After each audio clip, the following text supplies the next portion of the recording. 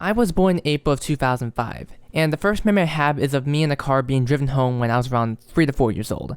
At the time recording, I'm 17 and about to turn 18, and when I look back at my past, I tend to look at the things attached to them. Childhood plushies, the arrangement of how the tables and chairs are moved, and more importantly, obviously, the stuff I used to watch and play. And when you revisit those memories, or the strings attached to those memories, such as games or shows, you might experience something. Glimmers, remnants of the past, maybe both good and bad depending on what exactly it was. It's a blissful feeling, some could describe it as being transported to this past spiritually. With this video, I just want to talk about nostalgia, my experience with it, and how I've seen it represented and talked about on the internet, especially with more recent games and shows sort of capitalizing on it. Now of course, I'm talking about me and other 2005-ish people. Obviously a 30-year-old would have a very different viewpoint on this topic, but this is my video. Now, for everyone, nostalgia is subjective, of course. It heavily relies on your past experiences / memories, so of course everyone's is different. I have tons of nostalgia for Nintendo games such as Super Mario Galaxy 2, which I received for my birthday, and especially Pokemon Black and White, which was my first Pokemon game and I still cherish it to this day. Admittedly, sure, sometimes just seeing gameplay of it gets me nostalgic, but there's one aspect about them, specifically Nintendo games, because they're often brought up when it's talked about, the music.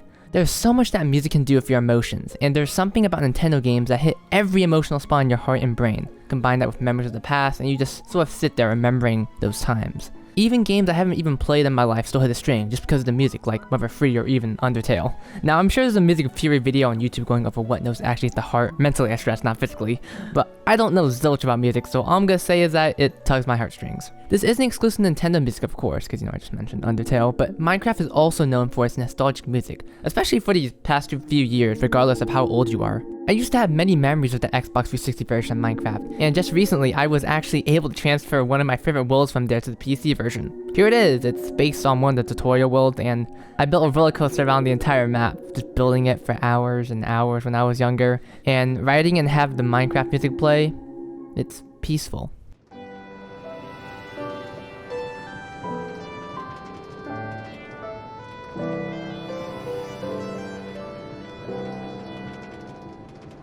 Damn, man. There's also YouTube, but I feel like that'd take a lot more time, would get really personal, so I might leave that for a future video and just my experience with it. I don't know if people were talking about nostalgia heavily in the 80s and 90s, but it's certainly more prevalent now, especially with media such as games, movies, TV shows, and I think it'd be nice to talk about and how it influences today's media in some ways. Now, you've probably heard the term nostalgia pandering, but what exactly does that mean? Well, the term for pandering is essentially pleasing others by showing them or doing something that they want to see, and combine that with nostalgia, what we get is something that's more in line with fan service, sort of? Please help me in the comments. Elements from the past is shown designed to appeal to longtime fans. Now this in itself isn't a really bad thing. Sometimes it's nice to be rewarded for being a longtime fan or, knowing something obscure about the series and having it be recognized. The problem comes when companies use that nostalgia as the main hook and don't have much substance beyond that. Sometimes companies use it as a cheap way to attract people, be like, guys, but you have something from the past that you really like, just ignore that the main thing is really bad and sucks massive balls.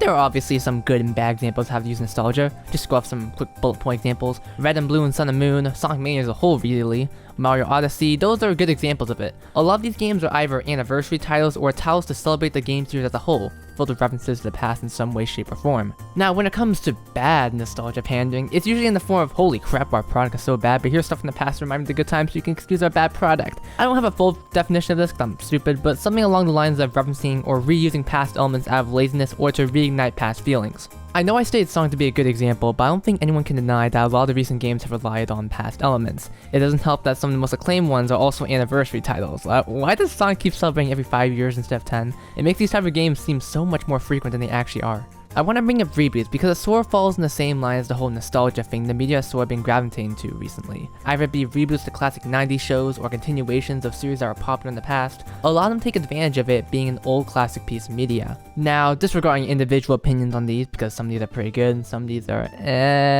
there's no denying that these are made to capitalize on the growing nostalgia on these properties. Now, the discussion whether this is a good or bad thing is something else entirely. I just want to talk about my findings on it. Memories in the past are a special thing for us, and I don't think it's in our best interest to keep letting the media use it as a way to get our attention with reboots and the like because we're letting ourselves be too attached to the past. We gotta learn to let go and when to reference it briefly, but we can't make it our whole purpose. I know a lot of people, especially on Twitter, so I know it doesn't technically count because it's Twitter, didn't really like how Sonic Frontiers constantly references the past, and it was sort of the spark for this video. Now me personally, I don't have a problem with it, especially with Sonic's continuity. I'm kinda glad we're getting told what's canon and what's not, but I can't deny that it did have a ton of references to the past, and that can be seen as such. Nostalgia isn't bad, you know, it just has to be balanced like everything else in life, and I'll admit I do raise an eyebrow seeing reboots, constant references, Ready Player One. It makes me slightly worried. So many things try to capture the past, such as games in the spirit of 16-bit consoles, which isn't bad, I absolutely love it, and these products don't use it as the main drawing point, they're good games in their own right. But, I don't know, food for thought I suppose. It's just interesting seeing how often the past is brought up in recent time, being like cameos and the like. It's an interesting subject, and you could definitely listen to someone else talk about it because I'm 17 and I don't have the nostalgia that most others have. I'm talking out of my ass. We can never go back to those memories, so it's good to cherish them, if they're worth even cherishing at all.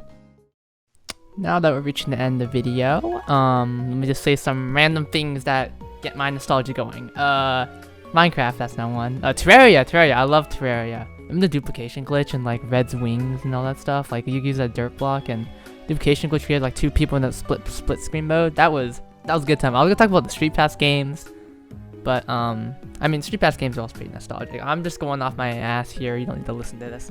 What else is on the listing board? I mean, obviously Halo's a big thing for me, especially Halo Reach and all like public lobbies. I never was able to use voice chat for obvious reasons, but like there's also web games, YouTubers. It's always interesting seeing a YouTuber, you know, when you're younger and you grew up and they're still alive.